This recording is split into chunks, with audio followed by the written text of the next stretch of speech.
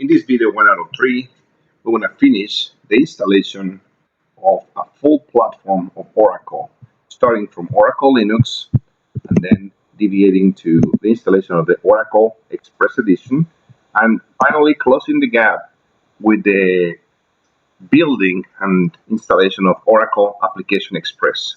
Everything in a virtualized environment using by Oracle VirtualBox. So the environment is Oracle VirtualBox running Oracle Linux, on top of that Oracle Database Express Edition, and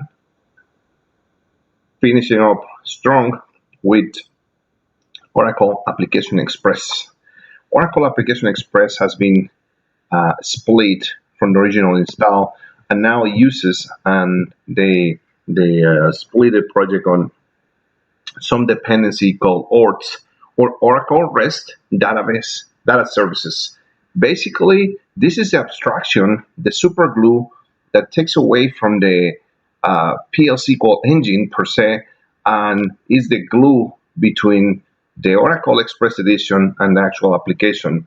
This is extremely powerful because it will give the opportunity to Oracle to leverage in the technology and eventually conceivably connect to some other databases. I remember 15 years ago or 20, I was posting in some blogs the opportunity to connect Oracle Apex to MySQL, but now that they purchase MySQL, and if they get these levels of abstraction, potentially using Oracle REST data services, they can connect to multiple other data sources. Eventually, we might see that in the future, but this is a dependency. Basically, is the middleware, if you want to think about it like that, that connects to the database, to the endpoints, the Oracle REST data services. Ultimately, it will let you use the web interface to create responsive web applications with ease, from Excel, from your schema, keeping the schema, the value, and just kind of build applications.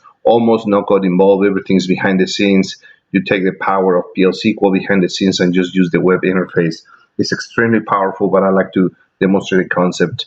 This is a lot inspired. I saw a post blog from the installation. This was done by, I'll see if I can say it correctly, Matthias Hoyes. He put a post a while back. He talks about Oracle, AWS, and Apex. He goes through this exercise of installing a similar scenario, but I like the approach, and I thought it was a good time to actually take that in video. So he goes in detail some of the things. So feel free. I want to post the link in the video description for all this install, but basically want to do something similar. This video has been recorded by ShareX. Please feel free to use it if you want to record voice and video, and also just learning lately that it's been edited with OpenShot to actually merge some of the videos when we want to pause videos. This becomes extremely powerful. I'm really happy with this OpenShot. I run it in a portable fashion because I don't like to get the installation of a bunch of things. Everything just running its own contained space, almost like Java applications, but this is what it's been used for video editing. Extremely recommended. So with all that said, let's go ahead and get started. Enterprise, we want to follow some scriptlets here, some recipe as usual. We have some of the kind of our cheat sheet. Let's go ahead and put it on the screen, and I want to try to get the notes as well listed into the video notes. So basically, when I go, it's a more digested and summarized, condensed version.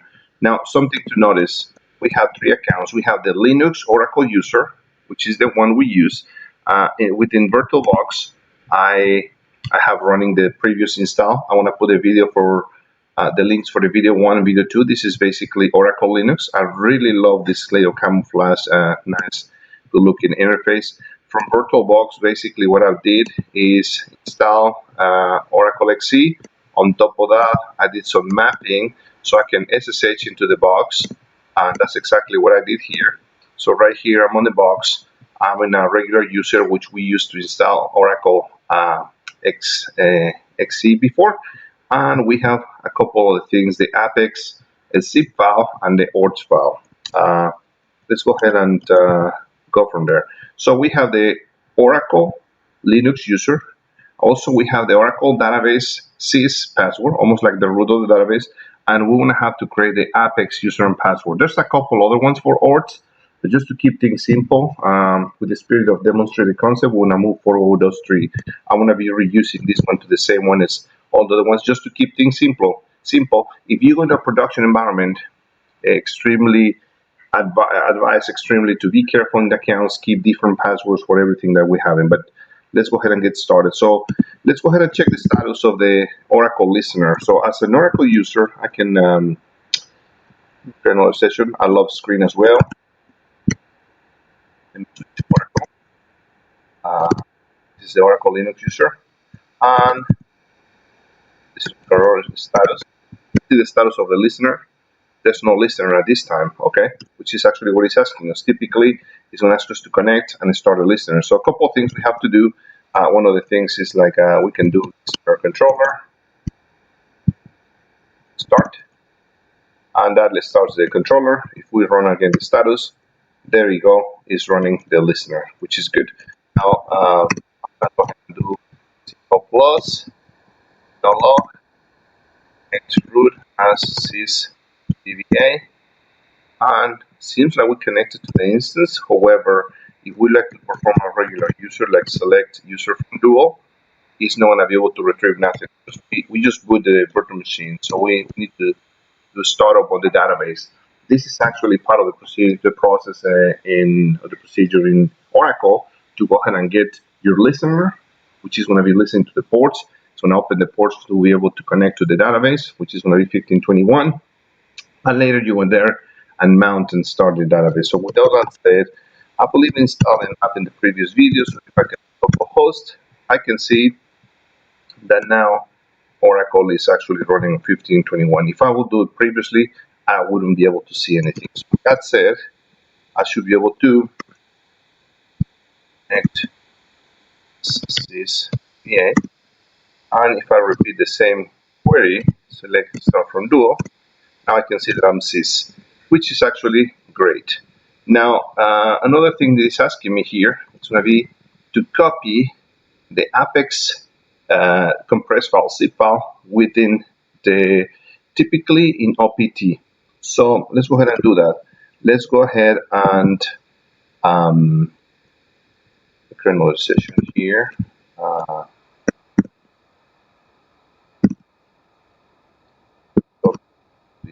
Oracle Apex OPT, which is basically the destination where I wanted.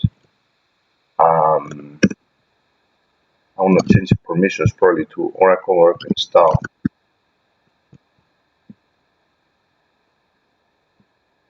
The Apex. So for that case, if I go back to, this is the original file, so copy. If I go to OPT, in OPT as Oracle, I can see the Oracle install owns the file Apex 20zip, which is great.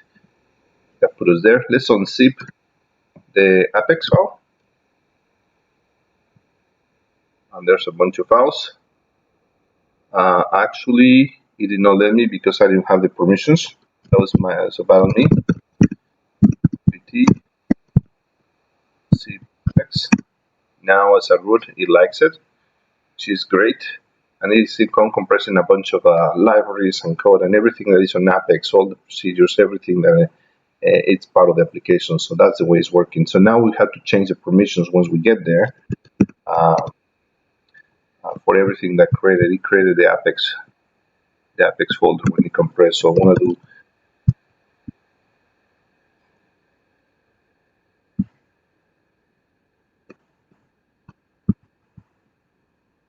recursively change vector is the owners oracle install Apex. Now everything's owned by Oracle install. Good deal. Good deal.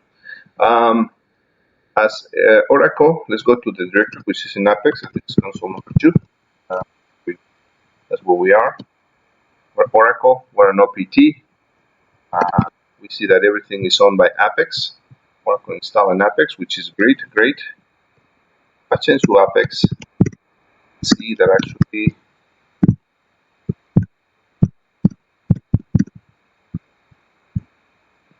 in OPT Apex as user Apex. I'm Oracle user. I'm on OPT Apex. Everything's owned by this oracle.oinstall, and it's just a number of SQL scripts that they call some other things. They have 50 SQL scripts. Okay. So what we want to do when I connect from here, when I connect to the database, and eventually when I go ahead and start install. So let me go ahead and connect sqlplus. I'm on the folder where Apex is being uncompressed.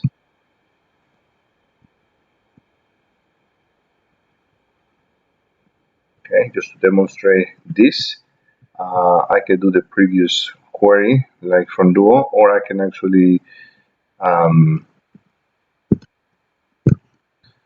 like name from the containers and actually xcpdd1. That's the one where I'll be working. So let's go ahead and get started. Let me just do alter session set container xcpdd1, and now I'm going to do alter profile. I'll just let the longevity of the password be there, and let's go ahead and do the magic. Apex, let's execute the procedure or the script Apex install on the table space for SYSAUX temp, and it's going to be an installation. This is actually the one that's going to take longer. This is actually the one that's going to do all the job, all the heavy lifting, and it's going to take some time, about 30 minutes or so. So as you do that, you can see the script is running. It's going to start doing a lot of things. So what I'm going to do right now is going to pause the video, and I want to try to start recording maybe in fast forward in high speed, so you don't have to actually wait all those 30 minutes just watching this moving forward. We just have a higher version. The volume in this point needs to be probably just about muted because it's going to go on high speed, right? I guess if I can spend some time in post-production, I can just put a little music or something to speed up, but I want to go ahead and put a pause now. I try to continue recording, and I'm going to stop talking when I let this one go on high speed, and once we get there, we'll come back to resume and finish the installation of the Oracle Apex, and potentially install the ORDS, make the application server work, and that should be it. This is going to take some time. I'll be back in a few.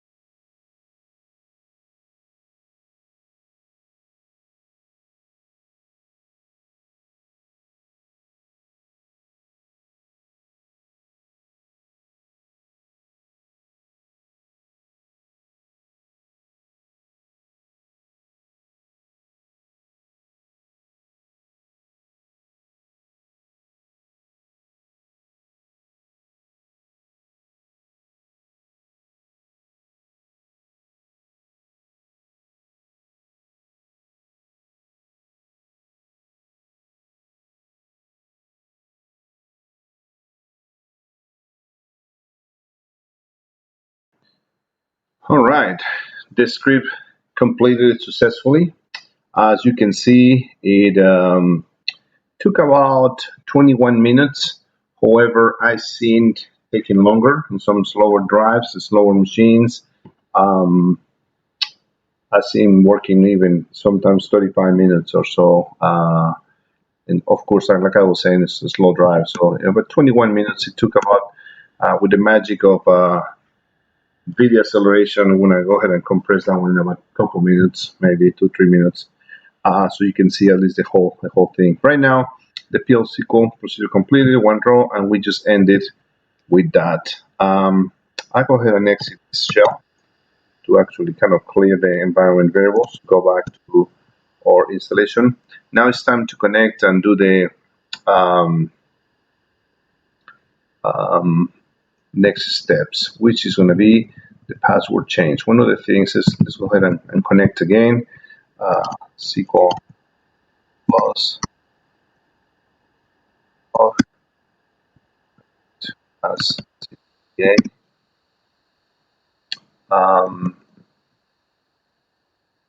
Let's go ahead and alter the session container.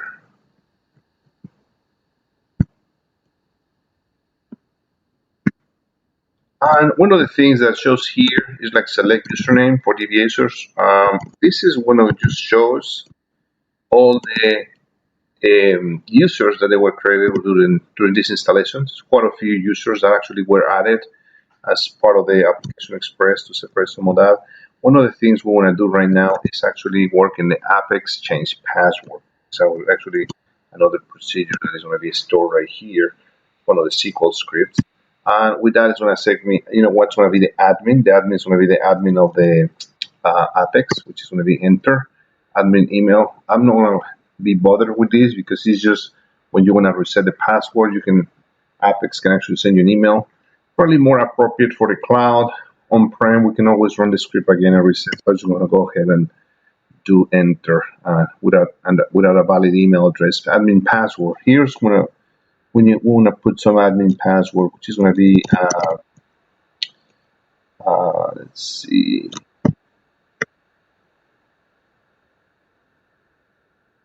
And I create a password, which is going to be the admin for the application express. And it seems like it worked fine. Now, let's go ahead and unlock the account. And let's go ahead and this is the password that I use. I was mentioning 3 different passwords for this exercise. This is the one I want to using for Apex for now. Of course, beware for production.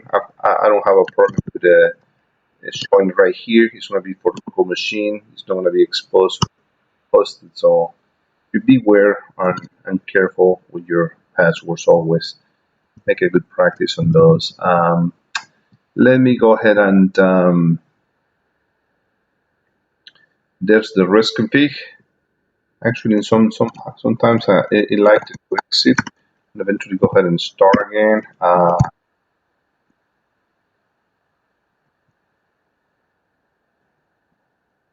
And then I'm gonna alter session container again once more. And then we're gonna go ahead and execute the other script, the Apex REST config. We'll go ahead and here's gonna be Apex. Enter a password for the Apex listener user. Okay, so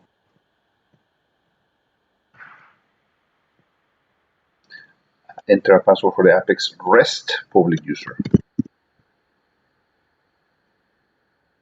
So a couple more passwords that you can actually create.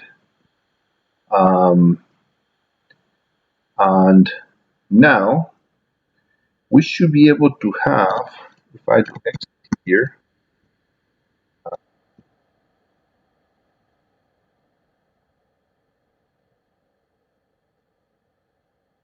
I'm on OPT Apex. My bash profile has the Oracle base. So if I echo Oracle base, we should be able to have those things in the folder.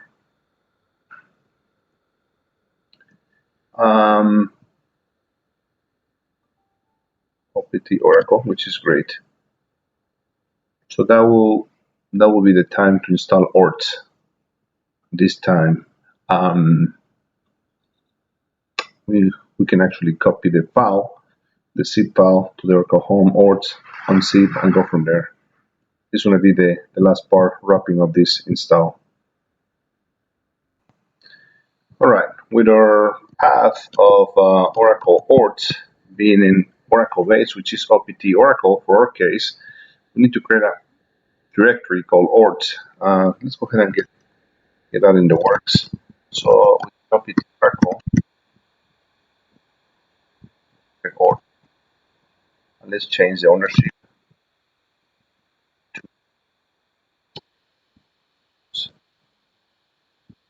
And there is. So with that said, I'm going to copy cd ords.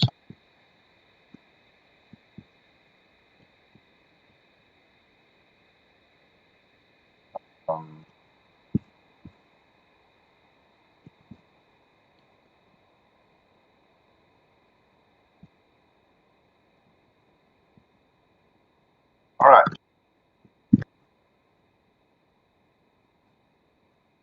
So I'm on opt oracle ord. I change ownership for oracle.oinstall. There's the ordzip. So in that case, we can go back here as my Oracle user and move opt ords.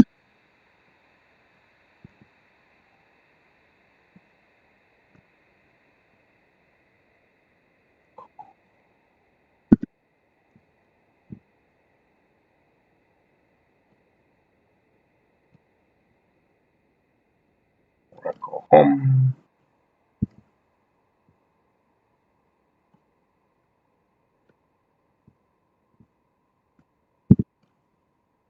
Oracle. This is where I am. Ords. So let's see if as the Oracle user, the ords package. Here we go. We got it uninstalled. Unzip. It's asking us to actually create a config and images.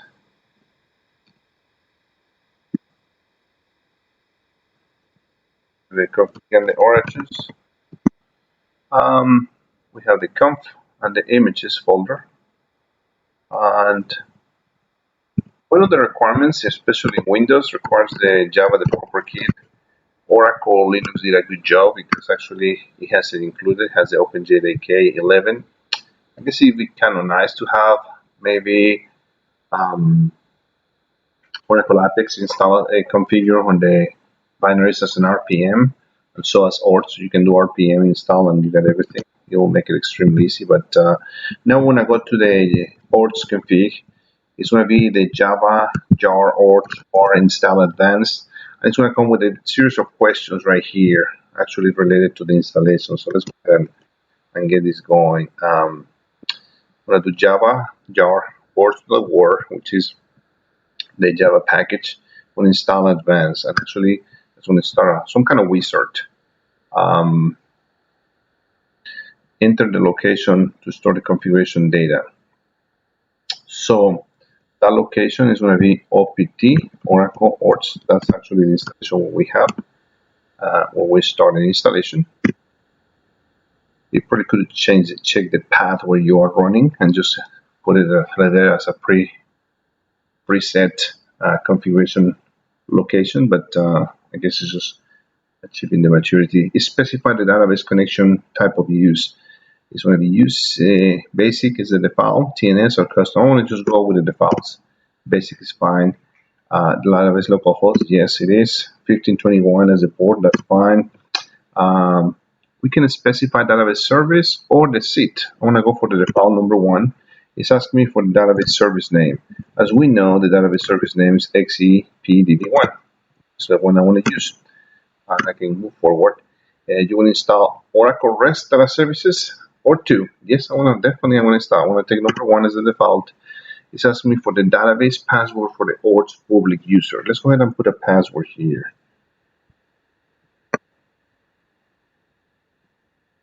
I'll ask it to confirm.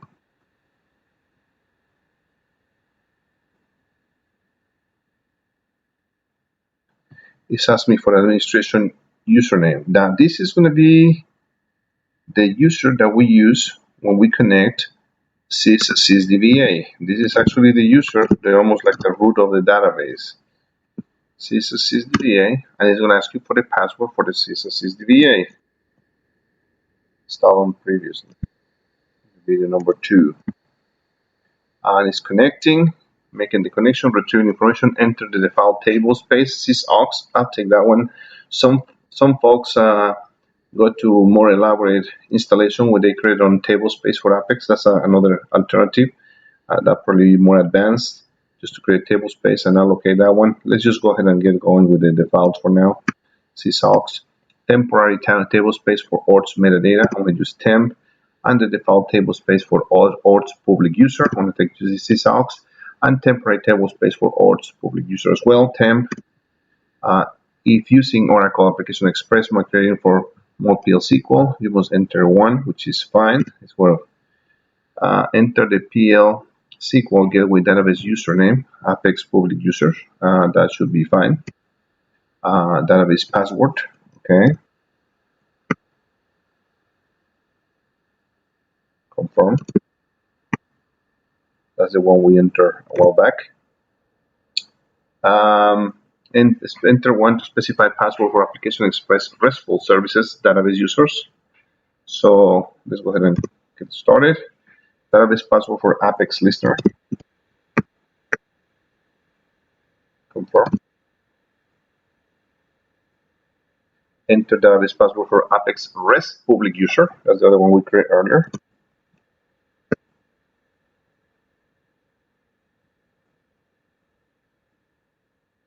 Now enter a number to select the feature to enable. SQL developer. Yes, I want to do number 1. SQL developer web enables all features. And that will be the starting of checking all the installation of ORDS, which is going to be like standalone application server that actually is going to take and render the connectivity to the database, and it's going to bring Apex apps to life, presenting via this web interface. In the Windows world, it uses Tomcat to actually link and put together ORDS, and ultimately ORDS connects to the database. If you wish to start in a standalone or exit, at this point I want to exit. We're just about done here. So this is kind of, I want to put the same notes in this. I don't know if it's the brackets will let me see, but we'll see. If you were to start a standalone, we can actually run the Java jar ORDS to validate. There's a command here to actually, instead of install, do the validation. And I'm going to do the number basic, localhost 1521. That one was XPDB1, I believe. XCPDB1, this is it. Database name, administrator's username.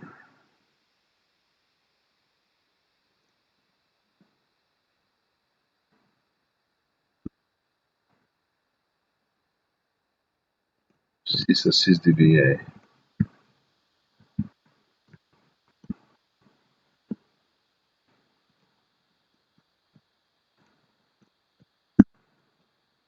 Is connecting to the JDBC, to the thing at localhost 4.15.21, XCPDB, retrieving information. Oracle REST data services will be validated, validating the database schema, and it creates a log in home Oracle as the log completing validation of REST services. So that seems to be fine. You can actually go and dive into the log. The other part is actually missing is copy from the Apex images to the ORDS images. So what we want to do here is we are in ORDS images. Copy from OPT Apex images, everything to here.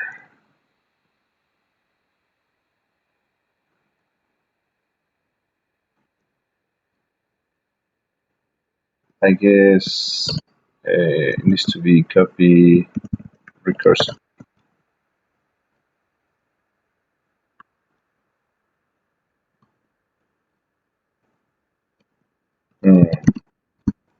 Okay.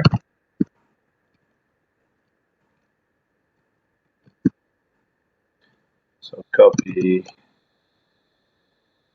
pt text images recursively.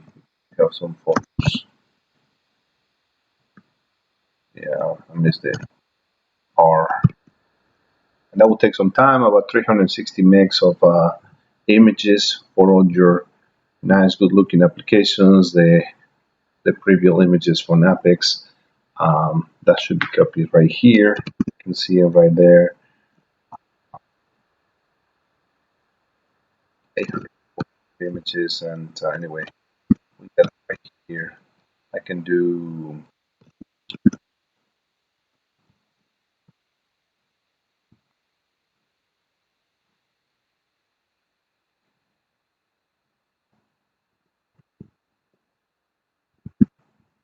change the permissions and source in conf. All right, good deal. Now we got everything on by oracle.oinstall, which is great. We got images copied. We can actually start a standalone server right now. Actually, within the ORDS, we don't need to be root in this case. Oracle, and I'm on Oracle ORDS, so we can actually go ahead and Java ORDS start standalone. Let's go ahead and give it a shot. And with this Apex resource, this is going to be where the locations would actually is. This is actually going to be here where the images. That will be OPT Oracle ORDS images. This is where the resources are. This should say images. HTTP is fine for now. 8080, sure, why not? I don't have nothing running 8080 so far. And it's starting 8080. The Java application server started. It's going to actually try to get things going. HTTP max limit, some things. The application server should be running at this time. Oracle REST data services initialized. I should be able to open a browser to port 8080. So let's go ahead and do that and make sure the network has 8080. So let me go ahead and add on the local host. Can you on 80, and I want to map it to 8080 localhost. That's fine. So right now, if I go to my browser and 80. Oh, one more thing. This needs to be as root. We currently have not told the firewall to allow us port 8080. So let's go ahead and add it. And tell the firewall to add port 8080. And let's go ahead and reload rules. And let's go ahead and list the port. So 80 should be allowed. Alright, 8080 is on. Be able to go here again. Let's see.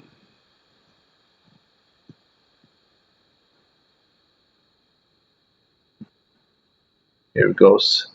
Oracle Application Express install. So I can go to internal admin.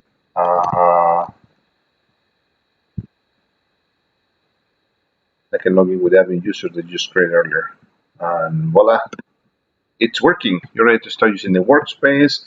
You're ready to actually the workspace for your users, create your users, manage requests, the instance, the workspaces, the activity.